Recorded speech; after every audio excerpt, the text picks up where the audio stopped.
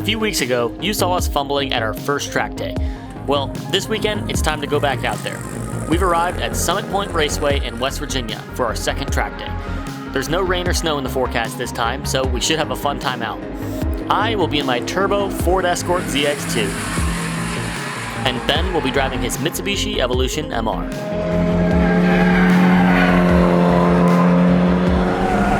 Oh, beautiful. You didn't fight to get over to the apex, and that's good, because I don't think the car would have let you. No, it wouldn't. It's a very important thing to know is don't fight the car.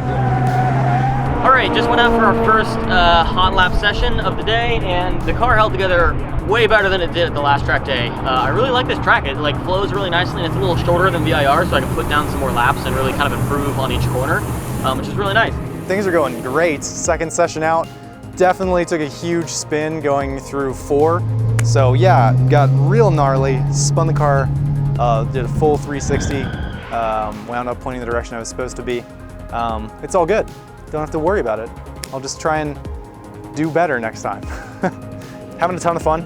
Tracking out here with NASA is awesome. It's always so fun. They're super prompt. Instructors are awesome. My instructor Hoyt is killer. He's hilarious. Really helpful. Well, you can't go any faster there. That's it. There was a lot of traffic, stuck behind a lot of cars. As soon as I got out in front of a car that was like holding me up, I had boost cut. I ran out of fuel. I've used half a tank of fuel just in the 1.5 sessions that I've done here. Thankfully, they have gas on site. I filled the car up, so next session I should have gas for it. Yeah, having a lot of fun. Hope Ben's having a lot of fun. I heard he had an off-road excursion, but it is an Evo, so you know. The National Autosport Association, or NASA for short, offers classroom instruction as part of their HPDE program. This is very helpful in learning how to be safe on track when traveling at speeds upwards of 130 miles an hour. They also assign you a trained instructor to ride with you during your sessions out on track in the beginner HPDE class. Hey, I'm Matt Huffman. I'm out of Alexandria, Virginia. I'm a NASA instructor and also a time trial competitor. I think Ben has been doing really well, so he's a quick learner. He's been really smooth behind the wheel. We've been working on turn-in points and braking points, and I've seen a lot of progression throughout the weekend. So one of the things I was surprised with Ben was the ability to control that much power from a car that wasn't designed for it. I mean, he's got a lot of power going through the front wheels. It can be a real handful, especially with the way the turbo hits and the way the turbo lets off in the corners, but I saw a huge improvement in his ability to modulate the throttle, to keep the car's attitude under control, to be able to really harness all that power. So one of the biggest challenges with newer track drivers is hard braking, because when you're on the street, you know, you're not really practicing slamming on the brakes right before going into a turn at full speed, right? So one of the things we've been working on is braking consistency and moving those braking points a lot deeper. To be completely honest, I was scared to get on the brakes too hard. With a car that's modified, there's so many components that could go wrong, and every time I got into a braking zone, I thought, what if one of those components fails? And sure enough, it did. I actually ran out of brake pad on my last session, so I'm done for this week. I actually got 4 sessions with this car, which is more than I thought I would get, or I guess 3.5 sessions, which is more than I thought I would get, because just there's so much stuff that could go wrong with this car, and brake pads going wrong is probably the best thing that could have happened. So it's good that I can bring it home safely now and put some new pads on it and go for the next event. My street pads wore through much quicker than I expected, and without having brake pads, I obviously can't keep racing. So the rest of this weekend, it'll just be Ben out on track. Yeah, having a ton of fun. Been doing just tons of laps, so we're gonna go back out and try and just be more consistent. Oh gosh. Ben, no, he's actually a lot of fun. He's a huge amount of fun. My name is Hoyt Brown. I'm an instructor here at NASA. I ride shotgun with other people, teach them how to drive on a racetrack. And actually I think I just have just over 6,000 miles on a racetrack is what I was doing. Yeah, I know I'm weird. He doesn't seem to have much fear in him. You know, turn 4 is a scary turn. It's off-camber, downhill. Guardrails are fairly close. There's not a lot of runoff, and we kind of got into that runoff a little bit on Saturday and did like a whole rotation down there. And most people would be very gun shy about that turn. He's very fast through there, making up a lot of time on people through there. He's learned a lot from that off-track excursion, which is a big thing. I mean, It's one of the best teachers there is, is making mistakes in life. If you analyze them and learn from them, that's why I'm in the car with him, to help him analyze those mistakes, because we all make them, me included. So I luckily found some brake pads. I went wandering through the paddock and found somebody that had my brake calipers. And it just so happened that he had Hawk DTC 60s, which are like the most aggressive pad that I can run. So I'm super stoked that I got these, and I'm gonna go ahead and put them on the car. It's awesome. These new brake pads were significantly more aggressive than what I had on there earlier. I was braking much later and running lap times almost 5 seconds faster than before, but that only lasted for a few laps.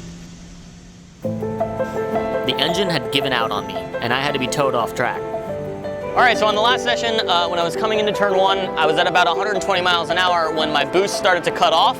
I looked at my oil pressure and it was at 30 PSI. Then I looked behind me and I saw a big cloud of white smoke. So it looks like my engine's done. We'll have to take it back and see what actually the issue was, but I'm definitely done for the weekend. There's only 2 more sessions left, so we'll see what Ben can do, but for the time being, I couldn't be more happy. With Ben's last session out on track, he's moving pretty quickly, putting down consistently times around the 130 mark. He's got his eyes set on another target though, a very quick and modified Mark 7 GTI. Late in the session, he manages to finally get the point by from him, indicating that he was faster. And with only a few laps left, all he had to do was stay ahead and run clean.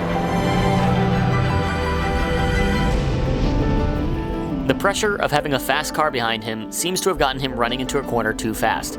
And with Ben's second off track for this weekend, he comes into the pits and finishes it out for the event. So, yeah, we had a killer weekend here at Summit. Both of us had some pretty major setbacks, but I don't think that kept us from having fun. No, yeah, this guy went off track 2 times. 2 times. Both times could have been very severe. Yeah, I would say I'm not pushing hard enough, but I did blow the engine near at the end. So. Yeah, but that's more of how well you can build an engine rather how hard you can push. Oh, gee, thanks. No, I think it's a good lesson in that, I mean, this car should never be modified this much to start out at the track. Like, I'm checking over so much stuff in between sessions and heats and stuff, and you're just like, turn the AC on and go. The issue is that Ben, has to worry about so many different things with his car being so modified, it hurts how much ultimate track time he gets. Whereas, because my car is basically stock, I check lug nuts in between sessions, and actually, one time we pitted in, we came in, and because our session ended, we talked about, he showed me my lap time, and then the next session started. I didn't even get out of the car between sessions. I just pulled out and went back around and I would have never been able to do that. I have to drain my catch can, I have to check all the lugs, check my intercooler pipes. Yeah, it's a mess. So definitely a lesson to don't mod your car before you go to the track. But if you have, you can still go to the track. You'll just have less sessions, fewer sessions. I got 4.5 sessions this time, which is like more than I expected to get actually. I only got 3 of VIR, so it is an improvement. This car is a little bit more reliable, but you got 7 out of 8. So yeah, one of them got cut short because I spun.